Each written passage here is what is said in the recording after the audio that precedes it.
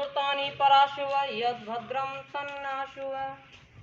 मंच पर विराजमान इस विद्यालय के सभी आचार्यगण एवं बाहर से आए हुए सभी अतिथि मानवाव एवं इस देश के होनहार सभी छोटे बड़े विद्यार्थियों, मैं आपके सामने गुरुकुल वृंदावन से उपस्थित ब्रह्मचारी दीपक आर्य इस गणतंत्रता दिवस के उपलक्ष्य में अपने विचार प्रस्तुत करना चाहूँगा।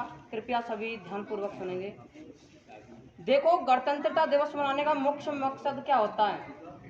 गणतंत्रता दिवस मनाने का मुख्य उद्देश्य ये नहीं होता कि आप किसी के सामने गीत गाना गा करके और नाच कूद दिखा करके किसी को खुश कर दें। ये तो अपनी एक कलाएं होती हैं, इस प्रकार हम उनको जागृत करते हैं।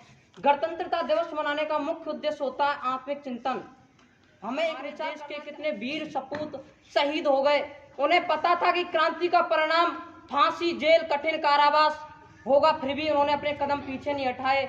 वो वंदे मातरम, इंकलाब जिंदाबाद आदि के नारे लगाते हुए आगे कदम बढ़ाते गए। कोल्हू के बैल बने भी अधिक कठिन कारावास की सजाएं भुगती। ऐसे वीरों को आगे बढ़ावा देते हुए मैं अपनी वाणी को आगे बढ़ाऊंगा। देखो, कहते हैं यदि देश हित मरना पड़े मुझको 100 बार भी।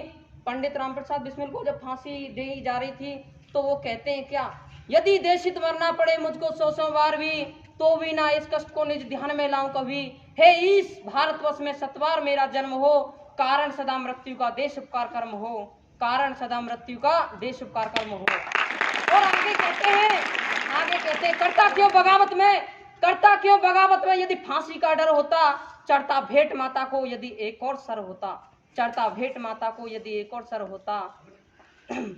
भारतवासी पूजा छोड़ो, आगे किसी विद्वान ने पंक्तियां लिखी हैं, भारतवासी पूजा छोड़ो पत्थर के भगवानों की, भारतवासी पूजा छोड़ो पत्थर के भगवानों की, तुमको पूजा करनी होगी देश के वीर जवानों की, तुमको पूजा करनी होगी देश के वीर जवानों की। अगर पूजे ना शहीद होगा, गोली तोपों के सम्मुख सीना कौन अड़ाएगा। मैं चौराहे चौराहे पर यह प्रश्न उठाया करता हूँ, जो कर्ज राष्ट्र का खाया है वह कर्ज चुकाया करता हूँ, वह कर्ज चुकाया करता हूँ। देखो, आज जागृति लाने के लिए ना तो किसी बच्चे की आवश्यकता है, ना किसी बुढ़े की आवश्यकता, तुम जैसे विद्यार्थियों की नौजवान पीढ़ी की आवश्यकता है।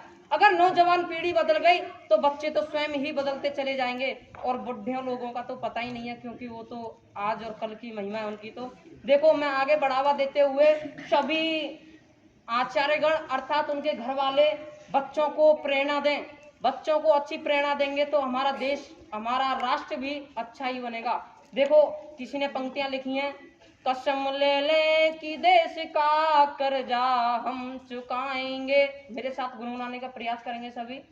कसम ले ले कि देश का कर्जा हम चुकाएंगे, शहीदों की चिताओं पर सदा मिला लगाएंगे, शहीदों की चिताओं पर सदा मिला लगाएंगे। अगर बच्चों को ना आजादी के किस्से सुनाएंगे, अगर बच्चों को ना आजादी के किस्से सुनाएंगे, हनी सिंह याद रख लेंगे, भगत सिंह भूल जाएंगे, हनी सिंह याद रख लेंगे, भगत सिंह भूल जाएंगे।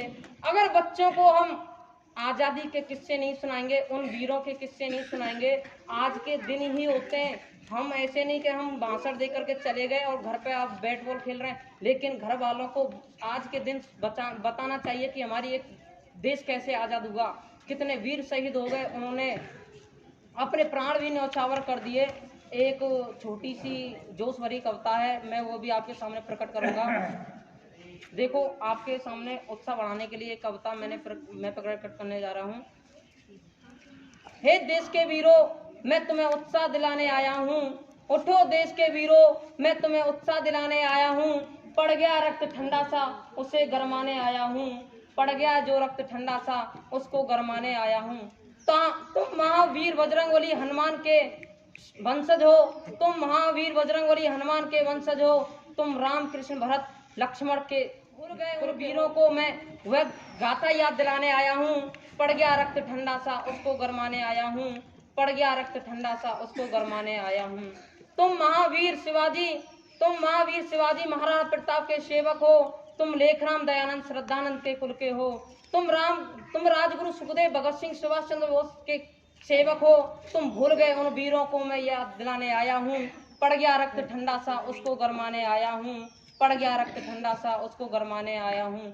आज समय नहीं है गान आदि खेलों में जाने का। आज समय नहीं है गान आदि खेलों में जाने का। आज समय नहीं है लैला मजनू गान पुराने गाने का।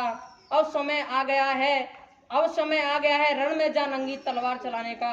अब समय आ गया है रण में जा नंगी तलवार चलाने का। मैं तुम में महापुरुषों के प्राण फूंक करके बलवान बनाने आया हूँ। मैं तुम में महापुरुषों के प्राण फूंक बलवान बनाने आया हूँ। पड़ गया जो रक्त ठंडा सा उसको गरमाने आया हूँ। पड़ गया रक्त ठंडा सा उसको गरमाने आया हूँ। ज्यादा समय ना लेते हुए अभी और भी विद्यार्थियों का कार्यक्रम बाकी है। देखो एक पंक्ति कह करके अपनी वाणी को विराम करूंगा। सार मेरी साधना का, सार मेरी साधना का शेष रहना चाहिए।